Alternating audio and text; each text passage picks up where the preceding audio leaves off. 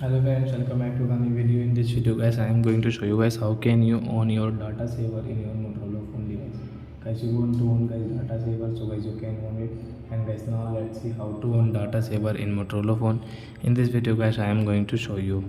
So before starting video friends, I want to tell you, if you're new in my channel and you're watching my video first time, so first of all go and subscribe my channel, click the bell icon and like my video. So friends, now let's start video. First of all, open your phone setting. So guys, first of all guys, you can see your network internet. So guys, tap here and guys click on this advanced, and guys you can see your data saver. So guys, use data saver guys, you can on from here, and guys you can see this notification to help you data usage. Data saver prevents some apps from sending or receiving data in the background. So I hope friends you have understood how to own data saver in Motorola phone. So that's it guys, thanks for watching.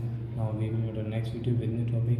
Before going guys, please go and like my video, subscribe my channel. Bye bye friends.